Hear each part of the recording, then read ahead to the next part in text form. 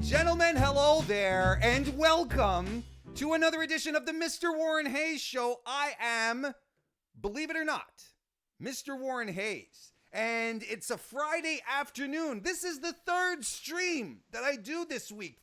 3 streams all in a row, or not quite exactly in a row. I did the usual show on Thursday last evening where I talk about all sorts of stuff, and you can watch that on youtube.com/MrWarrenHayes or wherever you listen to your podcast. Then on Tuesday, had some All Out predictions because All Out is happening this weekend. But you know what else is happening this weekend? NXT UK TakeOver Carddiff. That's happening in the UK, in Cardiff. And we're going to talk predictions, and who better than to have the premier Brit Rest fan in the world? I'm going there, Laura. Laura Mauro is with me. How you doing, Laura? How am I supposed to live up to that, Warren? Honestly. Oh, come on. I mean, it's just hype, right? Okay, I can do hype. Yeah, I'm very good. Thank you very much. Good evening to you and to everyone else who's on YouTube. There you go, because we do have people who are jumping into the live chat because if you're not listening to this live, I do these things live on youtube.com/MrWarrenHayes, and we've got fantastic people joining us in the chat right now. We have Ryan Smith who's here, Kristen Ashley. I mean, we could spend a half hour just talking about her. We should do that one time. Let's do that sometime. John JPQ, Big Paws on a Pup from the No Particular Angle podcast is here as well. CM Phil as well. Look, and people are filing in. It's fantastic. If you haven't had the chance to join the Mr. Warren Hayes Show live, you should, because the chat is really, really cool. It's a good place to come have a nice little wrestling talk as we discuss a whole bunch of stuff. So youtube.com/Mr. Warren Hayes. On your podcast application, you just look for Mr. Warren Hayes.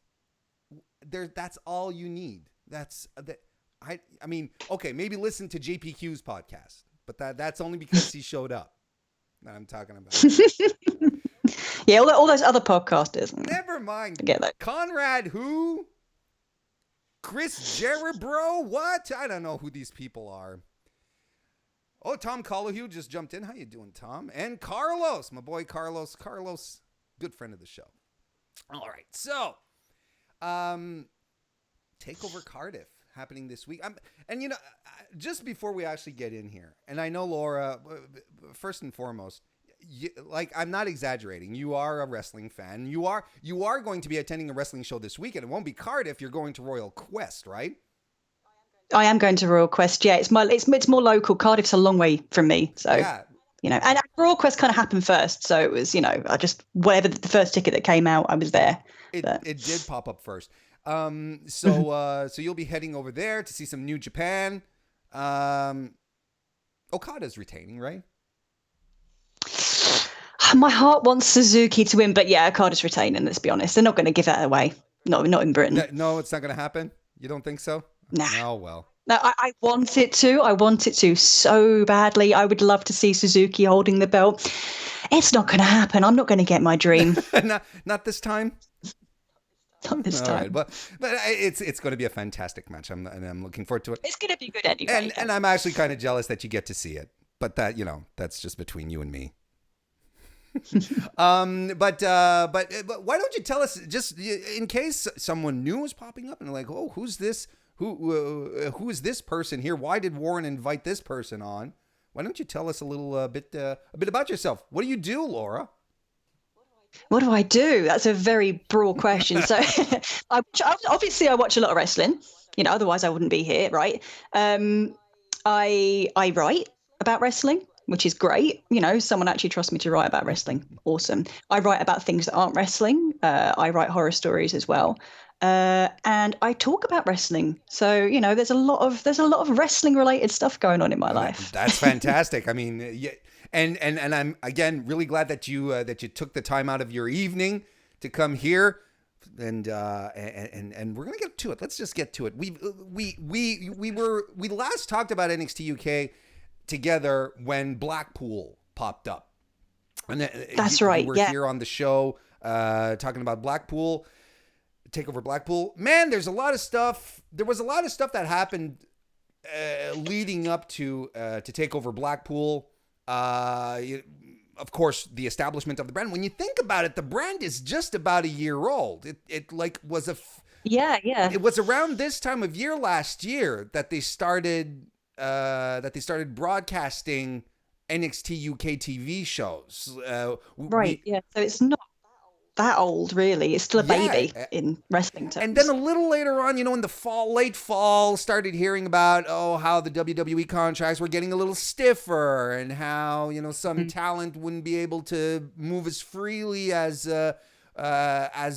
before. They obviously climbed down on Pete Dunne, on Mustache Mountain, British Strong Style. They grabbed those boys. Jordan Devlin. There's a few of them like that. The women, Toni Storm as well. However, and then people started, we got a little excited and was like, hey, it's going to be the end of the British Indies. And then we do that over here, Yeah, pretty much. We love a good doom prediction. But to be fair, just a couple of months ago was announced Defiant Wrestling, formerly WCPW Wrestling, is shutting down. Pro Wrestling Chaos announced that they were going to be shutting down. They were going to have their last show in February. What's going on, Laura? What's going on? So I actually watched the Chaos Pro Wrestling guys. They put out a video on Facebook, and it's quite interesting because it seems like the major issue is money, which isn't a massive surprise. It's and I do wonder how much of it is wrestling related and how much of it is kind of related to the general British kind of economy, political scene. You might be aware that we're having a little bit of political turmoil over here right now. Well, I keep hearing I keep hearing about this thing called Brexit, but to me it's just like Sasquatch. People talk. Say it. People they talk about seeing it, but no one ever really sees it. So. We're hoping that we never really see it. We're hoping that it stays like Loch Ness Monster, just unseen below the waters.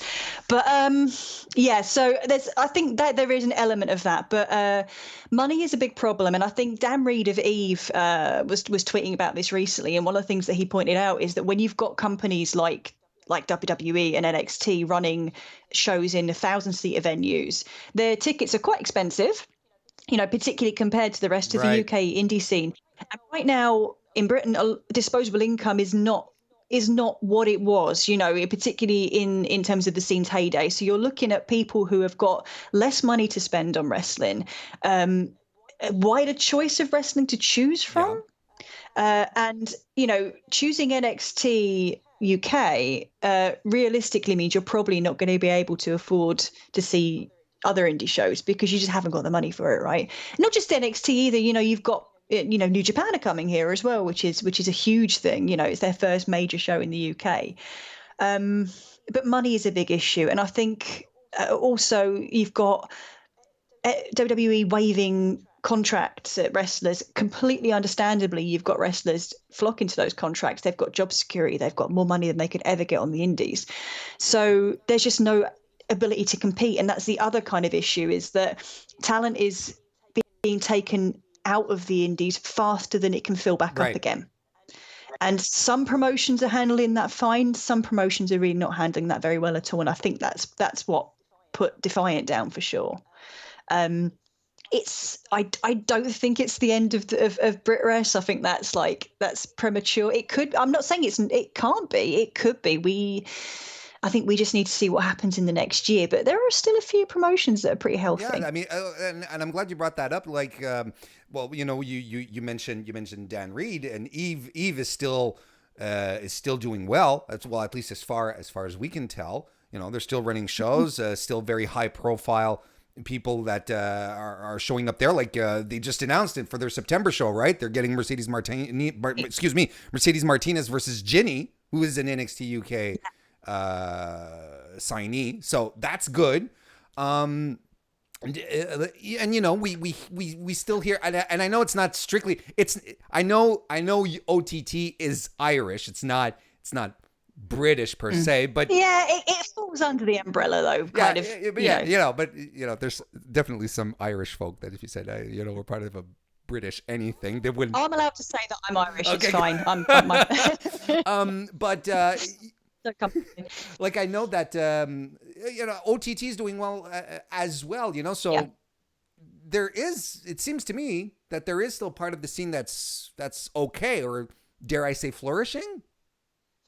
For sure. And you've got promotions like Riptide in Brighton who are quietly chugging away and doing their thing. And their thing is, and I think, so for me, I think the key is who is offering something different. Eve are offering something different. They're offering something that, NXT UK, for all the depth of their women's roster, and it is a deep roster, are not really utilising, in my opinion, the women they've got anywhere near as well as, obviously, Eve being an all-women's promotion, but they, the focus they put on their roster and the passion for it is evident in every show that you go to. You've got Riptide who are doing, it's hard to describe what Riptide does, but Riptide are just kind of out there doing things that WWE probably are hamstrung. They wouldn't be allowed to do certain things that Riptide are doing. They wouldn't be allowed to have certain stars that Riptide have got. And then you've got Rev Pro. Rev Pro's big selling point is that they've got a connection with New Japan.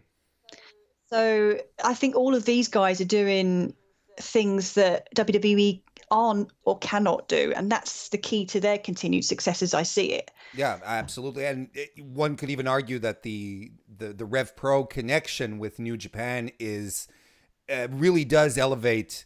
I mean, just the fact that the British Heavyweight Championship was featured at Bloody Wrestle Kingdom last year, or this year, I mean. And at Royal Quest tomorrow, it's Zack Sabre Jr. versus Tanahashi for the British heavyweight, which is wild. That's absolutely wild stuff. So it's clear that it's very reciprocal, which is really, really good for Rev I think Pro. it's fantastic. I honestly do. I think personally, it's probably the best move that any indie promotion could do, just to get friendly with a promotion. And you can tell New Japan is really, really, really into it. And I'd even go as far as to say that New Japan's, I don't want to turn this into a New Japan discussion either, but it feels like, especially since the Elite have gone, feels like New Japan has been focusing a lot more on the British market and saying, okay, well, you know what? Never mind. Omega, the Jacksons, they're all gone. That's fine. Yes, they're still running shows in the US, but I feel like they're Their marquee gaijin talent right now is British. And for sure. And I think no, go ahead. No, that's it. No. I think the Rev Pro have come at a really good time because they've clearly kind of stepped into a void left behind by Ring of Honor. Yeah. Yes. Which obviously is not to Ring of Honor's benefit, but Rev Pro have really kind of stepped up and provided stars that Ring of Honor really weren't doing, particularly after the Elite and Cody and Kenny Omega, after they all kind of jumped ship. Absolutely. And there was still that there still was a Ring of Honor connection with those guys as well, or at least in the minds of fans. But anyway, I'm glad to I'm glad to get the pulse here and see that it's not all doom and gloom. Yes, it was inevitable that some would fall by the wayside. One would even argue that Defiant's problems had started a little before anything called NXT UK was probably NXT UK was probably the nail in the coffin. But just really, really quickly, like WCPW, especially when it started under the official What Culture banner. I mean, they brought in that's where most of us were introduced to Joe Henry. Right. I think Zach Gibson also started in WCPW, if I remember rightly, and I think Jordan Devlin kind of became well known through them as well. He did get some matches there, and then they brought in Kurt Angle, before he had been brought back to WWE. They had Rey Mysterio wrestle there. Like, it was something special, and it just feels like mismanagement that ultimately contributed to it. I think British wrestling is quite cyclical as well. So this has happened before. I think if you've been sort of on the Brit Rest scene for a while, this is not a new thing. We had FWA was kind of the big Brit Rest promotion for a few years, and that kind of went down. So I think this did history repeating itself. But as you say, I think NXT is kind of the nail in the coffin that, the key difference here. Yes. But I think it would have happened anyway. Shoes off for Gibson. Yes, sorry. Yes, Carlos calls for the shoes off. Of course, whenever you talk about Zach Gibson, and we'll have a chance to talk about Zach Gibson because we're going to start talking about the card in and about itself. Let's start predicting things. It's been a few months since Blackpool. I feel like a lot of the talent have found a little more footing. You feel you get a better understanding of who WWE see as their stars in here. Of course, since then, Walter's been added. Fabian Aichner and Marcel Bartel have become a tag team. Well, the whole Imperium thing in and about itself is fantastic, but we'll get into all of that. Yeah. Let's start breaking this down. First and foremost, the first match we're going to talk about is a singles match, Travis Banks versus Noam Dar. Travis Banks was scheduled to be on the original TakeOver Blackpool. Couldn't be there, was taken out due to a legit injury that took him out for a few months. We got Finn Balor popping up instead. I mean, that's a fair trade. But basically he's getting his match this time. It does feel like hey, you know what, Travis, we really thank you for everything. Sucks that you missed the first time. Here's your payday this time. It kind of feels like that.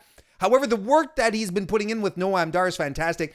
Noam Dar, when he gets to actually be a dickhead, he is fantastic. He is a top level swine, Noam Dar. I love him. He's I can't imagine him as a babyface. Maybe he'd be really good at it, I don't know, but he's just so smarmy and so dislikable that I kind of love him for it, Absolutely. Yeah, it does feel like it's a match that's been tacked on at the last minute, but I'm okay with that because I like Noam Dar, and as you say, he gets his chance to shine as a dickhead.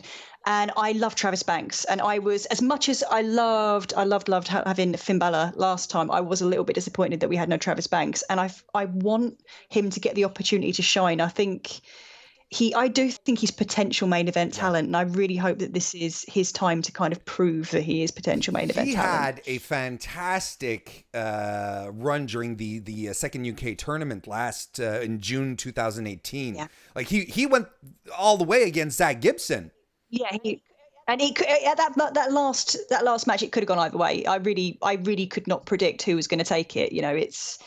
Either of them would have deserved it. They were both fantastic. Yeah, Travis, but I think it was bad timing for Travis Banks. Obviously, he got injured shortly after that, didn't really have a chance to bed in, and he's kind of a bit late to the party. But I do think he's got the ability to kind of to to slot in if he's given the time. And I hope that this is intended as a kind of miniature showcase of what he can do and how he can slot in. I agree. And I really do think, excuse me again, I really do think that NXT management, whoever they are, not Johnny Saint, I really do believe that they really like Travis Banks, because they put him in a program with Walter. Yes, he was fed to him, right? But nonetheless, they feel that he's credible enough to be put there. Yeah, they could have fed anyone to him, but they fed Travis Banks, and they fed him to him in such a way that I think the thing with Walter is it's not necessarily doesn't necessarily make you look weak to lose to him, because he is such a presence. And they gave Travis Banks some credibility. He looked like somebody who was defiant and who could hold his own.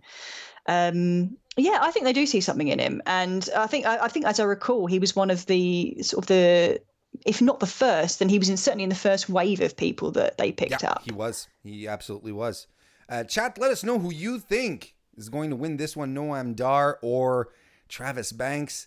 I'm kind of agreeing with Phil here. It's Banks's takeover debut. I know it's.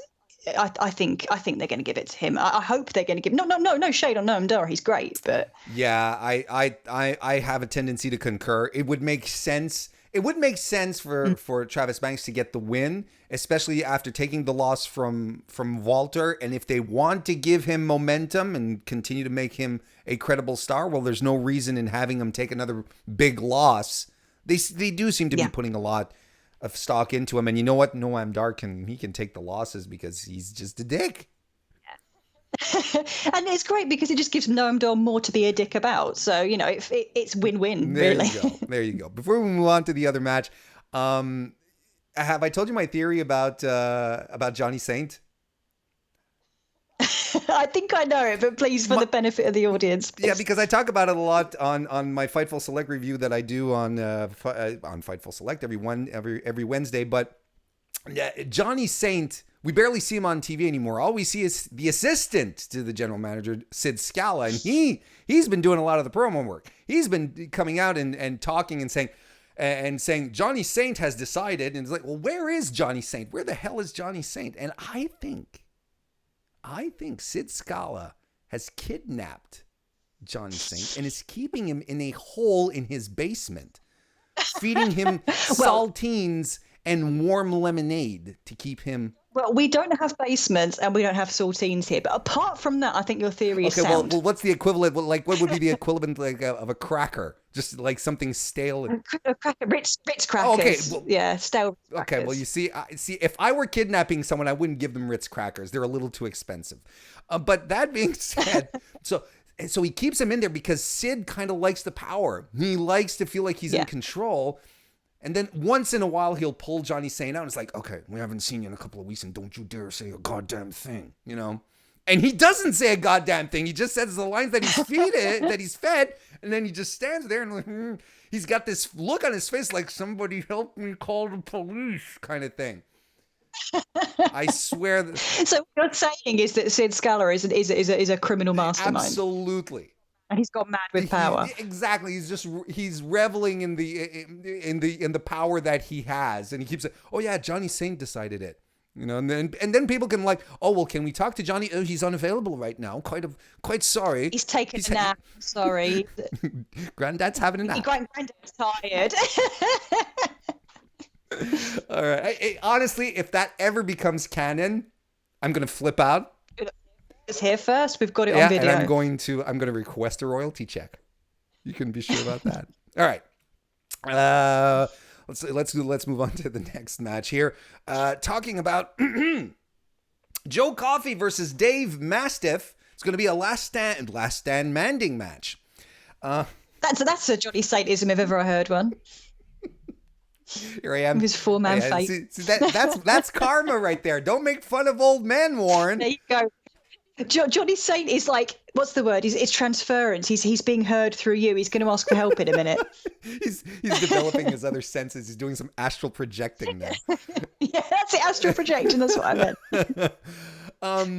So this stems from a couple of encounters that they had in one particular match on NXT UK where they both got counted out.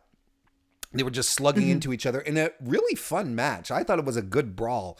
Was a good setup to this match. And I mean, other than the idea that these are two thick gentlemen who want to show, who want to be the thickest. There's no real story to this. The thickest boy. Right? Yeah, it's just for fun, isn't it? And who among us can say that we're above watching two large slabs of beef slab it off in the middle of a ring? I'm here for it, personally. Yeah, absolutely. I want to see two trucks just smash into each other repeatedly. Joe Coffey, if we go back to NXT Blackpool, Joe Coffey was in the main event against Pete Dunne. He had been built up as a major threat to Pete Dunne. Mm-hmm. And Dave Mastiff was in a feud with Eddie Dennis. Oh, we've lost Warren. See, the ghost of Johnny Saint has come to just wreck everything. Clearly, Johnny Saint is trying to tell me something. He does not approve of your theory, Johnny Saint. Here, let's just set this up real quick. But okay, well, why don't you tell us about here? Hi. While I set my camera back up, yeah. So basically, Dave Mastiff was in a feud with Eddie Dennis. The Demon Headmaster. Yeah, who I believe is injured right now. He is injured right now. Mastiff didn't have that great a match. Joe Coffey looked fine with Pete Dunne, but I don't think it lived up to any lofty expectations. So you both have, I feel we both have two guys that have something to prove here in this match. Yeah, and I don't know what exactly they're going to prove out of this, because it is, I mean, they're going to prove they can hit each other really, really hard with really, really big hands, and that's fine. I don't know. I think it's just getting them back on the radar, isn't it? I feel like that's the primary purpose of this, is just to be like, hey, these dudes, they're really, really fun when they smack each other really, really hard, which is great. You know, you don't need to have deep, meaningful storylines in all of your matches. You know, it's interesting that both of the opening matches are very low stakes outside of just, you know, a grudge. Yeah. But no. I think that's okay. Yeah, I think it's okay too. I mean, the stakes, like you said, the stakes being low, but sometimes you just want your guys to start smacking each other around, right? I'm totally here for that. That's all I want from this. I don't expect anything from this match except to just enjoy it. You know, and I'm okay with that. That's totally fine. And actually, that is one thing that I think BritWres does very well, is that it has a match on there that you have matches that have no purpose other than just to get the crowd excited. Exactly. Great. And like I said, you know, at the brawl that they had a couple of weeks ago on NXT UK, it was fun. It was fun. And great fun. So if they decide to uncork, just kick it up a notch, I'm okay with that. And by the way, chat, let us know who you think, because now chat is going crazy over the fact that my camera fell, because of course that's what they're going to focus on. So I'm going to reclaim some order here. Tell us who you think is going to win. Battle of Warren versus the camera. Who do you think is going to win over Dave Mastiff or Joe Coffey? And again, to your point, you know, there's a very New Japan feel about, you know, these types of matches that I like, where, you know, Tomohiro Ishii and Jon Moxley didn't need a story, you know. No. We knew what we were getting ourselves into, and it still might be one of the best matches of the G1. Absolutely. So sometimes that's really all we need. The big question is who's going to win, Laura? Because these are, in my opinion, like I said, I feel like these two guys have something to prove. They have to, because their last big matches didn't quite live up to expectations. I feel they both have something really, really important to get out of this. Who do you put over here, Coffee or Mastiff? My feeling is that Coffee needs it more, just because the disappointing match was such a big match to disappoint in. But I think it's going to be Mastiff because he's so kind of quietly popular. Yeah, I do think Coffee needs it more, but my money's on Mastiff. I'm going to go with Joe Coffey because I think just because of the fact that exactly like you said, I think his last big outing was a bit of a disappointment. He's the head of a stable, that the Gallus boys. So I think he needs to stay really, really credible. And I think this is one of these matches that both guys are going to end up looking really, really strong because no one needs to be pinned here. No one needs to submit. They just have to die. That's all they have to do. In the chat, we have Mastiff going over. I can see Tom Collahu first says that the camera's going over. Yeah, well, as it was proven, unless it's 2 out of 3 falls, in which case you can try your hand against it a second time. And Tom says I can see Mastiff winning and walking into a Haas match with Walter. Yes. Give us that. Hose me down right now. So we're in disagreement. You feel that it's going to be Dave. I feel it's going to be Joseph. Yeah. We'll see what happens. I'll be sure to tweet out to you that you're wrong. NXT UK Tag Team Championship is going to be on the line. The grizzled young veterans, Zach Gibson and James Drake. The champions are going to be defending in a triple threat match between Mark Andrews and Flash Morgan Webster and the remaining members of Gallus, Mark Coffey and Wolfgang. Zach Gibson is a godsend. He is... I thought you were going to say he's a god, and I would agree with that too. But yes, he is a godsend. He's... there's been a lot of talk over the past few days about tag teams in WWE, right? And how they're misrepresented and how it always seems like they don't care about it. There's a fair argument to be made that no one really cares about the tag team division in NXT UK either. But Zach Gibson, goddamn, he cares a lot. He cares so much. I actually think, I think you're right, but I don't know how much people care about the tag division. But I do think the tag division is fairly well handled in NXT UK compared to the other shows. And sure. I do think the grizzled young vets are a major part of that. Zach Gibson is just, James Drake doesn't even need to be there. You just give us Zach Gibson and, he can take on both of them. He's the whole show. I've never seen a heat machine so efficient and so well primed. I was introduced to Zach Gibson during the UK tournament last year.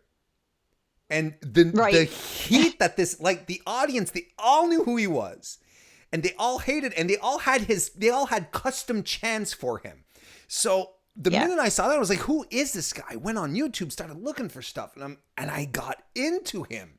I think he's fantastic. He's amazing. I was at the UK tournament. I was there when the shoes came off and my shoe came off. He just taps into, and I was always kind of a little bit skeptical as to whether NXT UK would tap into the Brit core, and Zach Gibson proves that they do know what they're doing and they do know who their target audience is, because he taps into a peculiarly British hatred of Liverpool and okay, I didn't know this. Oh yeah. So it's I won't go too far into it, but for some weird reason, 95% of Britain hates Liverpool and hates the Scousers. So there is that element. He's partly football related as well, but he rolls with it and he absorbs it and he exudes it, and he's masterful. He is the perfect example of a masterful heel, in my opinion. And it just shows as well that you don't need to be controversial, you don't need to say awful things, you just need to know who your character is and play on it. Absolutely. And he does a fantastic job with it. And like you said, James Drake, all he does is just stand there and scowl. That's all he needs. It's the best gig in wrestling. Just stand there with your nice combed hair, look a little bit angry, let Zach Gibson do everything. And I like how they've been coming out in suits recently, like for a past few months. And Zach Gibson he's got this nice, like, fitting suit, perfect shoes. Well, James Drake has like a plaid, he's got a plaid suit on, and his hair's still a bit wild, and it's really good. I like the details of this team, but they really are the tag division. If we're being completely honest, they are. Yeah, I mean, there are a few. You've got like Mustache Mountain, and you've got The Hunt. I can't remember what the Welsh guys are called now. What are the Welsh guys called? The Welsh subculture. Or are they going with that something? for real? I hope not, because it's terrible. Welsh subculture, something like that. Yeah, that whatever it is, it's awful, and I hope they rethink it. Yeah, you've got the Hunt, as you said, and you've got Bartel and Eichner. I feel like that's true. They should be using those guys way more, because they're one of the best tag teams on the show. Yeah, they're so good. I understand why they're not using them yet. I think Imperium need time to kind of become part of everything. So I get, you know what? Don't play your trump card straight away, because I think. But to bring in my prediction slightly early here, I don't think either of the teams in the match are going to take it from the Grizzled Young Vets. I think we may see Eichner and Bartel do that in the future. Take it off Gibson and Drake. Oh, that's interesting. Yeah. Let us know, chat, who you think is going to win this one. See, this is what I'm thinking, because look, they're playing up the fact that they're in Wales, that Mandrews and Webster, they're hometown boys. That's why I think they're going to lose, because they do love a hometown loss. They do, but and they are super. But I guess they are super duper underdogs, and they're likable. Especially, they are likable, but I mean, I find Mandrews extremely irritating, if I'm honest. But but that's just me. The minute his theme song ends and he stops doing the silly wave thing with his arms there, I'm okay with him. Yeah, I hate that. I don't like his band. So I'm bad. very glad that his band has the theme song for NXT UK Carddiff, and I mean, it's cool that Triple H is like, hey, let's give some money back to the family, kind of thing. I'm cool with that, but man, Junior is not for me. That's not my speed. No. This is how you mentioned Bartel and Eichner. I think the babyfaces win here. I think they do go on, and they lose to Eichner and Bartel. Right. I can see that happening. I think the thing that Mandrews and Webster have got in common is that got going for them. Sorry, is that they're extremely entertaining. They are doing some really cool kind of the high paced the flippy shit, if you like. No, not many people are doing that right now in NXT UK. So they've got something unique to offer. Absolutely. I don't know. I think the vets are going to keep it. You think the vets are going to keep it? I think, and and this is just like very personal and very, very fanboyish of me, but I think you have to get Zach Gibson out of the tag division, and you got to put him back into a singles role, because he's too good. He's too good as a single star, as a heel, like for some instant real heat. Ugh. Yeah. Oh, sure. But they need to give him something to go for, and I don't think he's ready to get back into the top title scene yet. So I don't want them to pull him out until he's got something to do, because the worst thing in the world would be for Gibson just to float, meander without a use. That would be awful. I agree. That I 100% concur with you. You're absolutely right. So I think we're in disagreement again, Laura. Oh, what's happened to this Commonwealth politeness link that we had? It's just fallen apart. However, controversy creates cash, right? Right, so they say. So they say. We have people saying that most people are saying that the Grizzled Young Veterans are going to retain. So we'll see. We'll see what happens. Again, we'll talk about it over Twitter over the next couple of days. we're down to the last 2 matches of the card already. We're going to talk about the NXT UK Women's Championship. Toni Storm versus Kaylee Ray. On any other indie show, people would be tearing their hair out at the thought of this match. Why are we not excited, Laura? It's so... How are they going to top... Kaylee Ray was Toni Storm's first opponent when she was Progress Champ, right? And they had an absolute killer match. It was phenomenal. I think people watching are aware of that match. Not everyone, but I think a lot of people watching are aware of that match. And I think the question is how are they going to top that? And I think also, like I said earlier on, I think considering that the women's division on NXT UK is as deep as it is, and is, you know, and as good as it is, there's so many good wrestlers. It's very underbaked, and I think Toni Storm's reign as champ has been very underwhelming. Oh, I'm so glad you brought that up. It's almost as if we talked about it before coming on air. Oh, this is synchronization. It's crazy. I am very, very disappointed in how Toni Storm's run as champion has been handled. I don't think she should have taken it off Rhea Ripley at Blackpool. I think they should have dragged that one out a little more, because I really do think that there was some good, let's call it money, even though, you know what I mean. There was good money in giving us a third match in this and really having Toni Storm get the chase, because I really think that's where she excelled. Yeah, and they had incredible chemistry, but you know, the Rhea is such an amazing heel, and Toni is a very, very good foil to Rhea's heel. They work very well together. Because Toni Storm, she's essentially like, she's the purest of pure baby faces, right? Yeah, sure. And she's usually extremely good at it. So it feels off that it hasn't clicked this time round. And the thing is that you can't. It's not even on her. I think it's on her. It's exactly. It's the direction that they put us in, because you said it yourself. The women's roster is ridiculously deep. Yeah. They've got some incredibly talented women on that roster, and I think Toni has defended her title 4 times since she won it. Just about. She defended it against Ginny in a nothing match. Which is again, cuckoo. What a waste. You've got Ginny right there, one of the best heels in the business, in my opinion. And a storied feud that they have as well. A very well documented, exciting storied feud. You have Nina Samuels. That she just... Yeah, if you want to talk amazing heels. Nina Samuels, so I've got a real beef with the way that Nina Samuels is in NXT UK, because, you know, if you watch her in Eve, she is the heel. Yeah. You know, she is... Her craft as a heel is unmatched.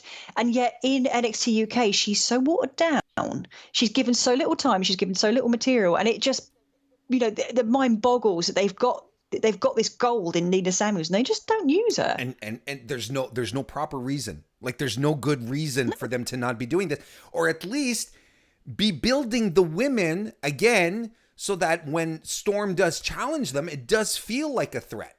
Because there's a difference between commentary saying, oh, this is Toni Storm's biggest challenge yet, and feeling that it's Toni Storm's biggest challenge yet.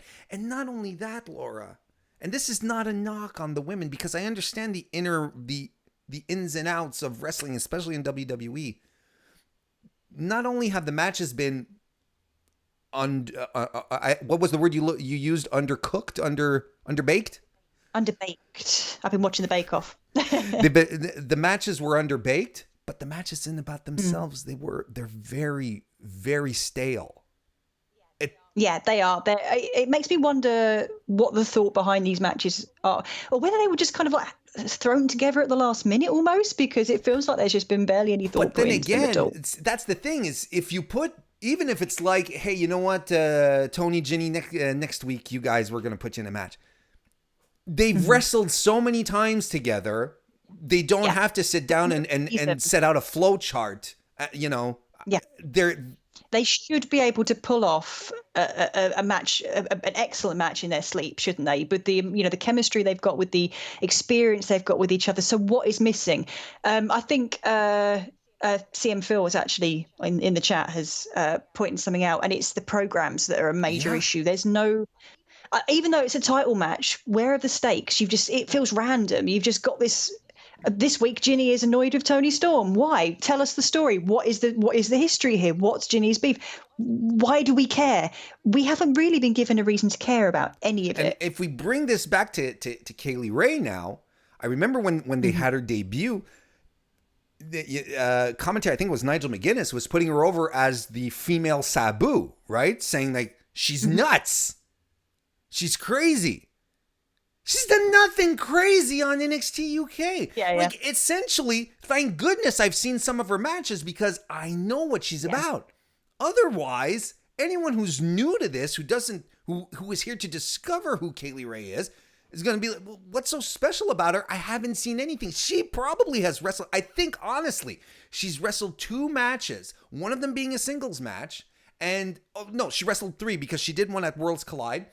I think it was against Candice LeRae, and she wrestled those 2 matches, and she did that 6-woman tag match where she was cowering from being in the ring at the same time as Tony Storm, which I hate. I hate that kind of heel heat. It just goes against everything you're trying to set up, doesn't it? They've gone with this kind of, we were friends and you pushed everyone away and now I hate you, and it just it's such a dull basis for a rivalry. Give us more. Give us some. If Kaylee Ray's this crazy Sabu kind of character, then give us that. Give us this kind of mad, crazy woman that's going to smash everything. Don't just give us this kind of this. And then this super weird kind of promo the week after where Tony was being interviewed, and it seemed like she was kind of had just woken up or something. It was all you noticed, right? She looked. She looked like she was on something. You seem dazed.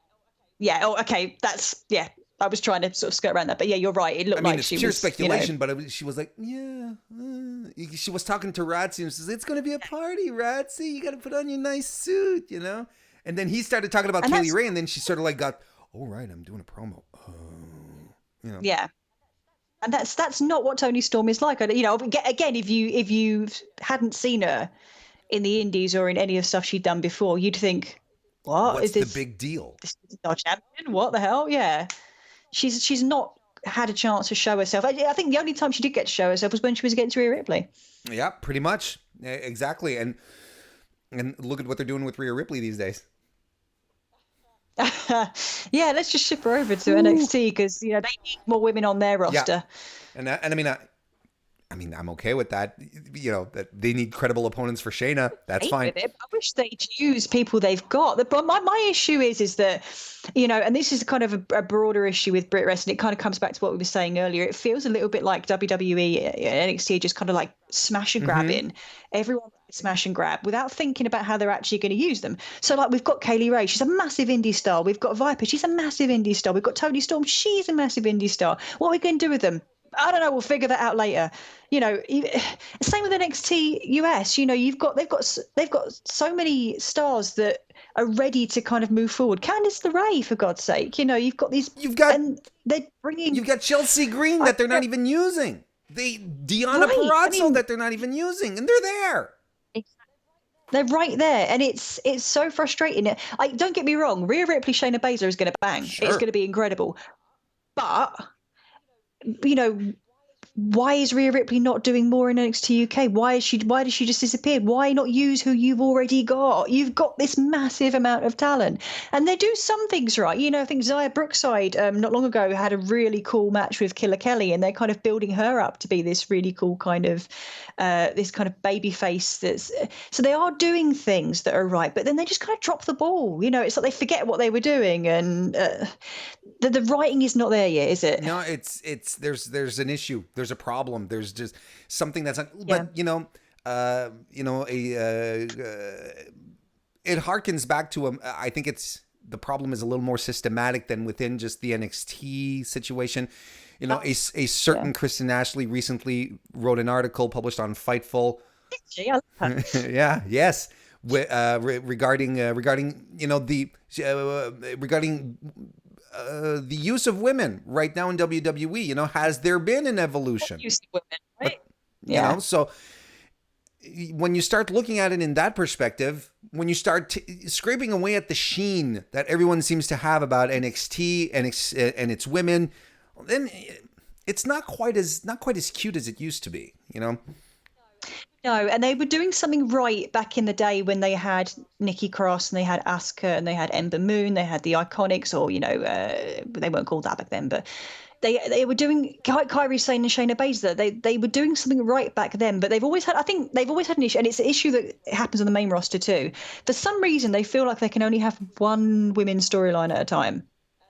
And then everyone else just kind of floats around doing something, and they might throw a match in every now and again. And it's just like, guys, you can have multiple women's storylines. Crazy, you know, women do things separately. They don't kind of come as like as a homogenous mass that all had to do the same thing. And it's frustrating.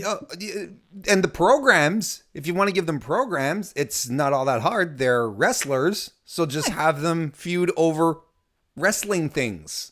It doesn't have to be about boyfriends or friendships. It's always friendships or this kind of bitchy high school stuff. You've got Ginny. You know, Ginny is made for non-title rivalries because she's like the female equivalent. You know how we talk about Noam Dar as an amazing dickhead. Ginny is an amazing dickhead. She doesn't need a title to be awful. So throw her in there. Give her stuff to do. So there we go. I mean, look, basically we haven't said much about the match, but honestly, like, if they're given room, to do what they have to do, this is going to be a great match. Yeah, I think the actual match itself could be brilliant if the feeling is there and if the time is there. But I'm just not that invested in the outcome, if I'm honest, which is sad. I should be. And honestly, I think Tony has to drop it because you need the shakeup. You just need the refreshment of a new champion at this point, because it's been stale. It's been the stalest. People thought Seth Rollins' run as Universal Champion just before after WrestleMania, they thought that was bad. They thought Kenny Omega's run as IWGP Champion was bad. There's nothing that came out of this. How do you screw Toni Storm up so badly? I just don't understand that. It takes a heavy hand to mess Toni Storm up. She's ready made, you know. She comes as a package. You don't need to do it. You just wind her up and let her go. I agree with you. I think Storm needs to drop it. I don't think they're going to be smart enough to make her drop it, though. I don't think so too. I really think they see her too much as the face of the division, but the division it doesn't need a face right now. It needs a shot in the arm. It does need a shot in the arm, and I think if they let Kaylee Ray do her thing, she will with a shot in the arm. But my money's on Storm retaining, unfortunately. No shade on Storm, I think is brilliant, but as you know, for all the reasons that we pointed out. Tom in the chat says, without good opponents, everybody sinks. That's basically what happened to Danny on Game of Thrones, after all. Oh man, I'm still not over that, but yeah, you're totally right, dude. Yeah, and you know, it's just pointed out that they won't build opponents, so Storm is hamstrung. That's it. That's the problem. You can't build your division around a babyface if there's no peril. Exactly, and I think we can't stress it enough that. And I say we, I'm speaking for you, Laura, but I know that we're in agreement on this. We're aligned. I think so. This is not on the women themselves. This is not their issue. This is how they've been directed. This is creative booking, whatever you want to call it. It's how the run has been played out. That is the issue. It's just been an afterthought, I think, and it's just disappointing. You know, I should expect better from WWE, but I don't. But you should. I could rant on this for another 7 minutes. But that's the thing, and I think that I'll get your final thought on this. But that's the thing, and you nailed it. And this is something that I talk about a lot on my show. We expect a lot of out of WWE, and we should, because they are the major leagues. They are the gold. They're the one that everyone knows about. They're the one who has it's the organization that has the history. It's the organization that won the war. We expect better out of them because they have the bloody goddamn resources to do better. Right. Why aren't they doing More better? than that, more than that, they're also the ones that are crowing about the women's evolution, the women's revolution. Look at all the work we've done. Look at everything we're doing for women's wrestling. Okay, you're saying a lot about what you're doing for women's wrestling, but where is the proof? You gave us evolution. Great. What else? You can't just give us one show, which, let's be honest here, was to make up for the Saudi stuff. That wasn't a show in of itself. That was a sorry. That was an apology. You don't just give us that and then go, there you go. Be happy. We gave you a cake. No, the whole point is you're supposed to give us meals. Exactly. You can't just the women's evolution and then not follow up on it. It doesn't work Or then that way. send out tweets that we're at Hyundai headquarters. Look at how great we do in a male-dominated industry, Hyundai. Anyway. Yeah. All right. So, moving on, the main event, NXT champion Walter will be defending against Tyler Bate, the first NXT UK champ. Well, it wasn't the NXT UK champion back then, but the first UK. It was the WWE UK championship back then. That's right. Yeah. But yeah. this history is still preserved. He's still the first champ. He is still the first champ. Even though everybody kind of remembers Pete Dunne's reign more for, reasonably, it was an epic run. But this is going to be a good match. I feel it in my bones. This is going to be a really good match. This is going to be worth the whole card. I think just so. This match. I really, really do. What can you say about Tyler Bate that people haven't said over and over and bloody over again? He's a prodigy. He's just... It's just disgusting how talented that child is, Nobody that young should be that good at anything. When I was his age, I was too busy failing at everything. Exactly. Just fail at something, Tyler. Make us feel like normal, adjusted human beings, for God's sake. Stop building up such huge thighs. You're making us all feel weird about ourselves. His thighs are the size of my head. That's just not normal.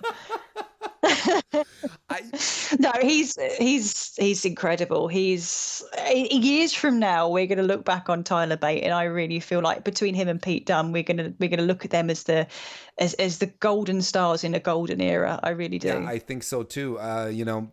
There's so much that was built around both of those guys, and putting the original, having Bate win the original UK tournament was a big deal.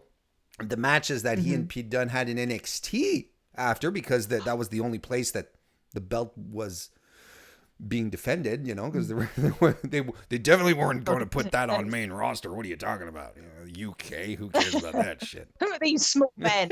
Yeah, exactly. But it's crazy when you think how long an illustrious Dunne's run has been and how everyone got behind it. And how much Tyler Bate has changed even since then. He was so fresh-faced and clean, and even in his style of wrestling, he's become a little rougher around the edges. Not in the sense that he's not polished. He is, but he's not quite as he's a little dirtier in his offense. Yeah, he's not the good little boy he was. What is he? He's grown up a little bit. Exactly. And I really like that. I think that's organic storytelling because, he's growing up in this industry and he's growing up in this division, and it fits the kind of experiences he's had, because obviously you've seen there's been a lot of really nice kind of moments where there's been adversity between obviously him and Trent Seven as a team, where he's had to kind of, throw in the towel, where he's had to make sacrifices. So I feel like a lot of the polish has come off, and the scales have fallen from his eyes a little bit. That youthful naivety. How can that kind of persist in this division? It's great storytelling, actually. I think you could only hope that they're really viewing this on a long-term basis, because it has been really good. As for Walter, well, again, we haven't spoken since Blackpool. He popped up a couple of months before WrestleMania, and everyone saw him pop up and was like, well, that's the end of Pete Dunne's reign, and we were right. It wasn't going to go anywhere. No, was it? yeah, absolutely not. And I mean, And I think it was right. You know, if Pete Dunne's going to take it, have his title taken away, it's going to have to be by somebody cartoonishly strong and, you know, larger than life kind of thing. Yeah, it was never going to be fair. It was never going to be in a fair fight. No, absolutely not. And it's good that I mean, it was an interesting addition to NXT UK as well. You know, because technically speaking, you know, he's not a British wrestler, very European. You know, I had the same kind of thought when I saw them pick up Ilya Dragunov. I'm like, really? Okay, all right. You know, that's really, really interesting, and it adds a whole other dimension. You know, when we talk about, you know, the strong style of British wrestling, you know, how different it is from North American style. Walter, even though he's not British, he does have that exemplification of just being outright brutal. There's nothing classy about what he does. It's not about elegance. It's about beating the tar out of people. And I appreciate that. Yeah, it's about turning his chest into raw meat. He kind of harks back to the original World of Sport era where you just had these giants stomping about and hitting each other really, really hard. That kind of nostalgia. Obviously, like, brought up to date a little bit. But he's also, you know, he's got that kind of New Japan, the strong, as you said, strong style. You know, he's definitely belongs in the Ishii, Suzuki kind of camp. I actually saw him against Ishii in Rev Pro, and that was, I mean, Ishii's like not even half the size of him. He's a quarter of the size of Walter. And you've never seen anything like it, this tiny little man just being punished repeatedly. And he won. Walter's got this unique. I wonder how many, particularly the US audience, I wonder how many people have ever seen anything like Walter before. There was a bit of a buzz before he did get in, but I mean, I don't think it'd be very, very widespread. But, you know, talking about, you know, a very tall man beating up on a very small one, that's what we're going to be getting. Yeah. That's what we're getting. Yeah, David and Goliath, which is always a cool dynamic. And I think what's cool about it is that Tyler Bate is credible. And it's a David and Goliath situation, but your David is pretty damn strong. And what I'm really looking forward to is these nutsoid feats of strength that Tyler Bate always seems to pull out. Yeah. And he's going to be doing them on Walter. And I think that's going to just make the whole thing a lot more special. Well, you got this cool that NXT did this kind of preamble video, which was like, you know, the whole thing. You know, they had Tyler Bate at home with his parents. He had Walter, and there was this little bit where Tyler Bate is he talks about how much Walter weighs. I think he said 130 kilos or something like that, and he's like stacking 130 kilo weights up in the gym. So you know it's coming, and I can't wait to see it. Like it's going to be a spectacle. It's the whole. It's going to be pure spectacle. It is. I think. Absolutely is. But who wins? Chat, let us know who you think is going to win. I think Walter's going to do it. I think Walter's going to maintain. I think he's going to retain. Oh, he can maintain too. He can he will retain and he will maintain, I think. Yeah. Much as I would love to see Tyler win, I think it's not time to take it off Walter. He hasn't held it for long enough, particularly when you look at Pete Dunne's reign. I kind of dig. I'll be honest with you. I kind of dig the idea of Walter having a nice long reign as well. I'd like the story, but they probably won't go that far. But if you, no, I don't think they'll repeat the same length. I would like to reach a moment where it's like Walter's creeping up on Dunne's record. Mm-hmm. He's just creeping up on it, and then Pete is like, nah. No. Yeah. That's where the tension comes in though, right? Because, you know, okay, you've got this enormous man mountain guy who's got, you know, who can take him down. He's creeping up on Pete Dunne's title, and then you've got, you know, who's going to be the one to take it off him. That's the kind of chase.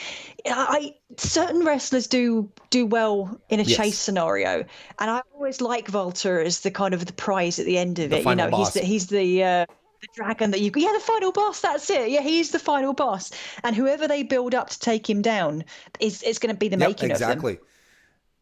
honestly, I think they're building back to.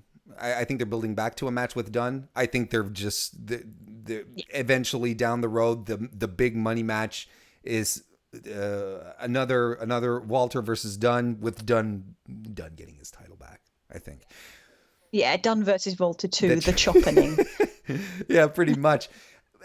But even if they don't go all the way in, and again, this is like wishful thinking, even if they don't go all the way into the territory where, oh, he's challenging Pete Dunne's record, which it would demand a crazy level of commitment. But even if they don't go there, I appreciate the fact that the NXT UK title, that it has long reigns, that once a guy gets it, it's just like, yeah, you know what, you're in this for 150 days plus kind of thing, you know?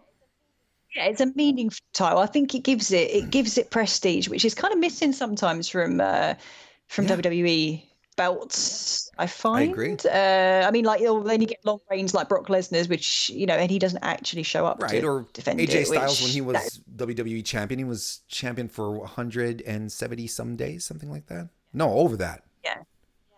Over that. It was more like around 200. Yeah. Sorry about that. And no, I mean, they'll be. I'd really dig it. I'd really like it if they were able to sort of give it some longevity, because it does help credibility. Yeah. Especially seen as they're building up Imperium, this kind of new stable, this kind of huge stable. And I think Imperium are going to be a big, they already are a big thing, but they're going to be significant, I feel, in NXT go so forward. Good together. Like just the basic casting. What's that? I mean, no, I just think they look brilliant. They just another Alexander Wolf as well. The compliment is just, they've got, there's just something about them that, I know they're meant to be the bad guys, but there's a little part of me that's like, I really like you guys. Maybe it's the Brexit thing. Maybe I'm just pining for Europe. But yeah, I appreciate the level of restraint that WWE is having in this regard, like not driving down our throats that these are Europeans, they're mainlanders, kind of thing. I was kind of expecting that, and it could still go that way. So I think I think Walter's retaining. I think you think as well. Yeah, I think everyone is expecting Walter to retain. One last little.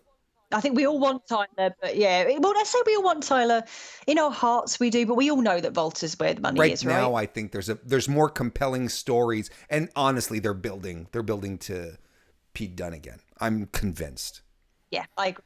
And despite the fact that I'd say give all the belts to Jordan Devlin. Give them all to Jordan Devlin.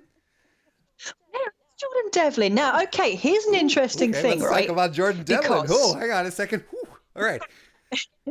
Quick, fan yourself down, Warren. Come on, calm down. So we've got Jordan Devlin's a wild card, right? Because he got a promo saying, "Oh, I've been left off the card," and he's understandably pissed off about it, right? Now, guess who else is coming to NXT UK? Cesaro. Who wants to bet, right? I will put money on this. I will put 2 English pounds, because I'm a big spender. On Cesaro and Devlin, and that will be a banger. I don't care. There's no stakes. It'll be a banger. And I wanted to close out by asking you what you think. What you think is going to happen with Cesaro? Do you? Now, sorry. No, that's fine. I mean, this is fantastic.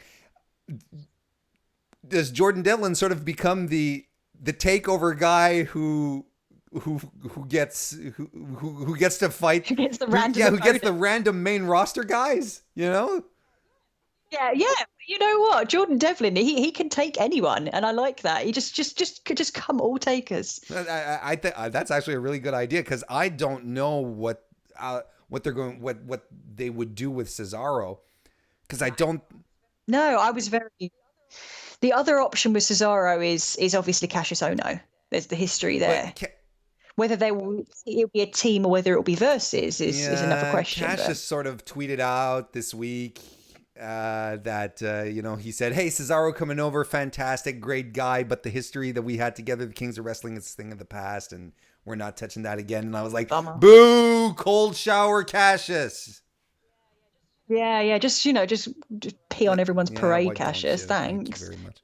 He could be lying. He could be lying. He's He could be lying. despicable. But He's despicable. okay, and for real, we'll close out on this. Even though he's not on the card, I think it means to be spoken of. I really think that Cassius Ohno is having individually one of the best runs in WWE this year. Not just him, any amongst all the talent. He is really, I think he's one of the guys right now he's excelling in what he's doing. I think he's even going above what he's supposed to be doing. Having fantastic matches. His character work has been impeccable. The American coming over saying, I know, I'll show you guys what British wrestling is. And he's... Which instant heat, because you don't tell us what to do. Exactly, especially not an American. But then the thing is that it's credible because he is a savant as far as wrestling goes. Yeah. Oh, for sure. I mean, I've never seen somebody who can take so many losses and still look so good. Because he's I don't know how many wins and losses he's had, but I think the ratio skews heavily in favor of losses, right? But he looks good in every match. And I'll be honest, I didn't get Cassius Ohno in NXT, in the US NXT. I didn't get him as a face. He was very bland, very flavorless. Something started to click around about the time he went heel, but I think this has been it. This is the piece in place, isn't it? This is what he needed. He's been given something to chew on, and boy, oh boy, is he devouring it. I think he was brought in because he's a trainer. He's a brilliant guy. He does despite it all, despite his bravado, he is a guy who lives, breathes, eats, sleeps wrestling, and he's very, very talented himself. So I really think he was brought. Triple H likes him a lot because he did leave NXT for a while. Triple H brought him back, and he did take a bit of a locker room leader role. And I think that's what they needed in NXT. They needed a solid veteran who could help guide the guys and gals into the WWE style while retaining kind of their own flavor. I think he does play a dual role as far as NXT goes. Yeah, for sure. I think you had a lot of these guys as well. Remember that none of them not many of them have wrestled in front of that kind of camera orientated environment before. So Cassius Ohno is versatile. He's experienced. He's clearly very personable, and he's got that kind of that specific experience that a lot of these guys are lacking as well. So yeah, it's just having him at your disposal in it from an experience and training point of view, that must be invaluable. If you're going to be under a learning tree, as they like to say, might as well be under that great big oak, sycamore, whatever. Yeah, sycamores they have like very droopy, aren't they? It's like his hair. I don't know. Okay. Yeah, I can see the metaphor. It's working Laura, for me. Don't encourage me. I'm just gonna do it. More tree metaphors in wrestling. So there you go. TakeOver Carddiff. Good card overall. Exciting. Bad. How do you feel? I think for the most part, it's going to be at least solidly entertaining all the way through. I think we're going to have a good time. But you're going to be watching it on Sunday because you're going to go see the Rainmaker, the Ace of the Universe. And obviously my boys are Roppongi 3K, which is the main reason I'm there, if I'm honest. Rocky Romero. You're also going to go see... Rocky Romero. You're going to go see Boris Johnson's #1 fan. Yeah, he speaks for all of us right now. Sabre Jr. I didn't know. Oh, and he cut that promo a couple of weeks ago. I was like, wait, is he a babyface now? I don't get it. He was speaking from my soul. That's how we all felt, and it's even more pertinent now. But the killer match in that one is going to be Ishii Kenta. Yeah. Watch out for that one. So, Laura, we're going to wrap this one out. Why don't you leave the good folks listening, watching right now, let them know where they can follow your materials. You can find me on Twitter at Laura M. Mauro, or you can find my website, lauramauro.com, where you can find all my wrestling, journalism stuff, and all my writing stuff. Look, you wrote a book. Tell us about your book. Come on. Tell us about the book.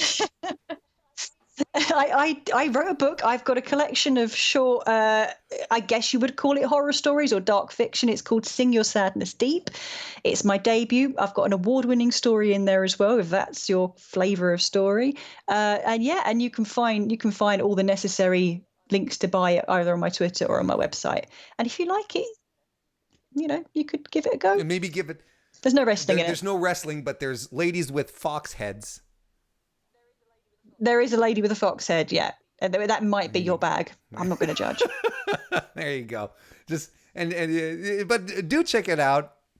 We like Laura. We like when she's around. Thank you very much for joining me. You guys know where you can find all my stuff at youtube.com/MrWarrenHayes. You're probably already here listening on the podcast and on Twitter as well at Mr. Warren Hayes. So, ladies and gentlemen, thank you very much for popping in today live here on this Friday or whenever you do decide to listen and watch this. Hope everyone enjoys TakeOver Carddiff. And, I'll see you next time.